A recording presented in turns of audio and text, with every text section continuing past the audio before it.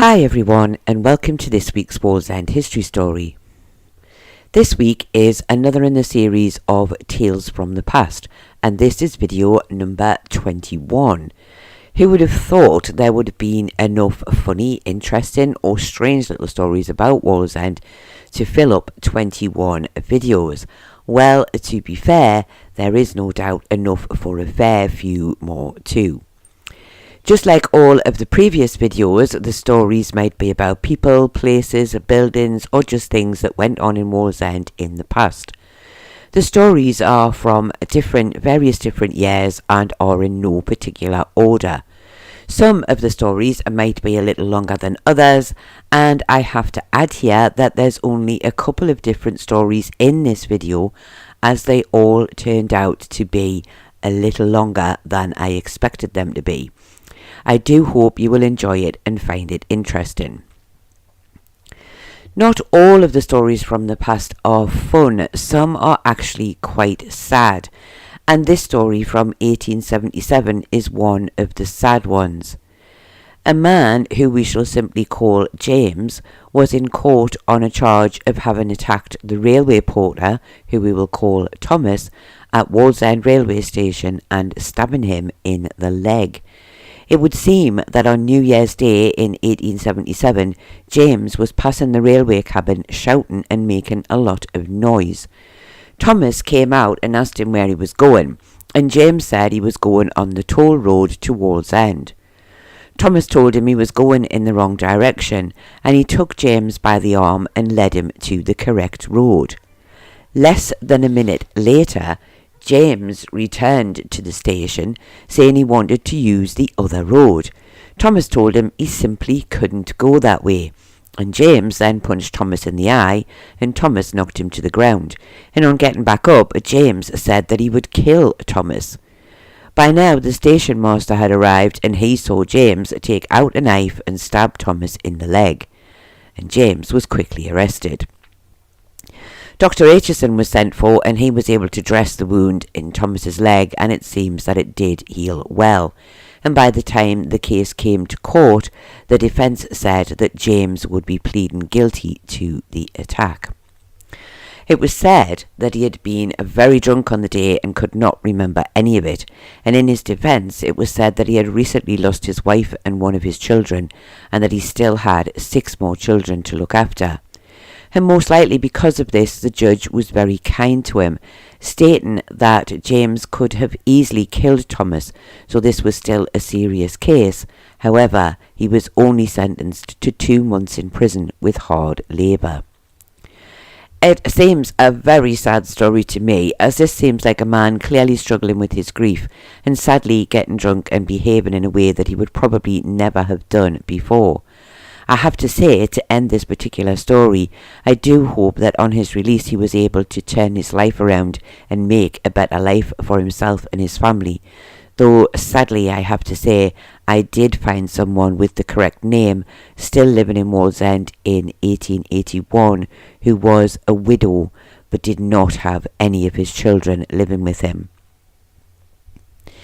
In 1892, the Wallsend Health Report was discussed at the Wallsend board meeting. Now, this was normally a monthly meeting, so often the same things were discussed every month, but there was sometimes various different little bits of information, and you can't always follow the story because they're often difficult to find the end bit, the next bit, or whatever you want to call it, the bit that follows on. But anyway, Dr. Wilson was in charge, and he stated that in 1891, this was based on the census details, the number of inhabited houses in Wallsend was 2,300. This was a big jump from 1881, when it had only been 789. And I know that I have said this before, but it was during this period that Wallsend really did begin to grow in size, and in 10 years inhabited houses had gone up by 1,511.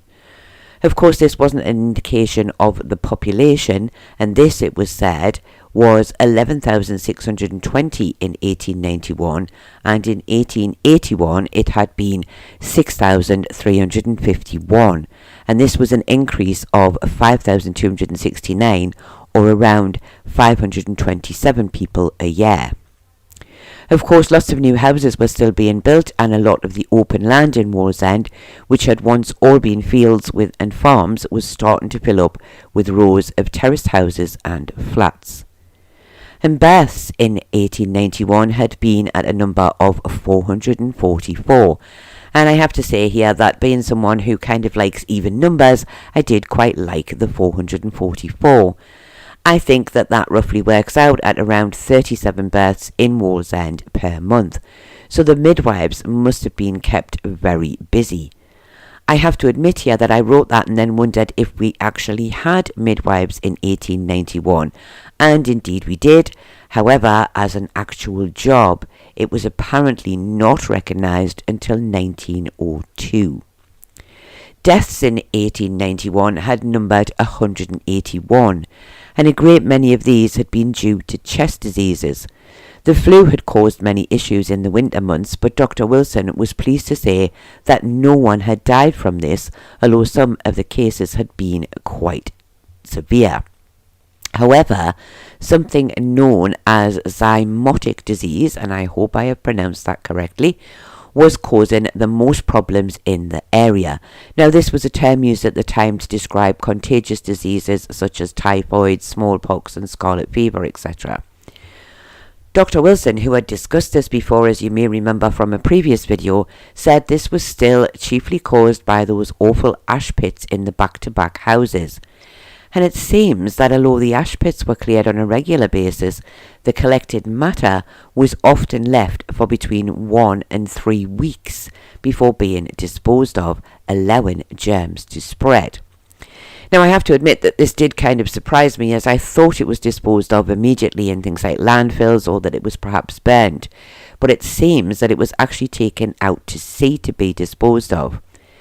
Now, I have to say that I hope that no one is eaten at this point, but just imagine not flushing your toilet for 3 weeks, and then imagine the smell and the germs floating about in your home. So I can totally agree with Dr. Wilson that the refuse from the ash pits was something that probably did help spread the disease in Wallsend. And it seems that the board were in discussion to get this matter sorted out as soon as possible. But as I said at the start of this little section, it's not always possible to find the outcome from these board meetings. Finally, this week I am covering a slightly longer story about the collieries in Wallsend. In 1893, an article appeared in the local papers discussing the Wallsend collieries. It said that no coal had been mined in Wallsend for many years, since the A, B and C pits had been flooded. However, those people living in London seemed unaware of this and were still buying coal they believed to be from Wallsend, which had a very, very good reputation. So they were no doubt paying higher prices for inferior coal. Now, I have to admit that I have seen many adverts saying a best Wallsend coal from the northeast to London and everywhere in between. And as the article stated in 1893, they were hoping to be able to start bringing coal up from the shafts in Wallsend once again and bringing the best Wallsend coal back to life. Now, since 1854, the shafts in Wallsend had been under what was described as a lake of water. But in recent years, the mines on the south side of the Tyne had been working on the coal beneath them, leaving a huge barrier of coal to protect the miners from the water above. Now, what I believe I remembered, and I didn't actually write this down, it was something like they mined 25% of the coal, but 75% of it had to be left in place in the hope that this would stop the water from leaking in from above. And it was now hoped that this could be done at Wallsend, or better still, that the water could be removed enough to allow men back in to work on the old seams. And several years prior to 1893, a new shaft had been sunk near G Pit, which was close to St Peter's Church, and a large pumping machine had been erected. This had been a rather costly enterprise, but it did seem to be keeping the water level down to a certain extent. However, Wallsend Pit which would be G Pit, mostly, was in a kind of a dip, so the water there was much harder to control. But then, some 2 or 3 years prior to 1893, the Wallsend and Hebburn Coal Company had taken over the operation, and after 12 months, it seemed that the water level had dropped enough to reach the high main seam, and that it was still going down. So the company was confident that the water was not coming in from the Tyne, as otherwise the water would never have truly gone down. And the next step was to clear the tunnels in the mine. After years of being underwater, they were in a dreadful state, with beams of wood all over the place, some of the stone of the walls worn away, and just a lot of general debris all over.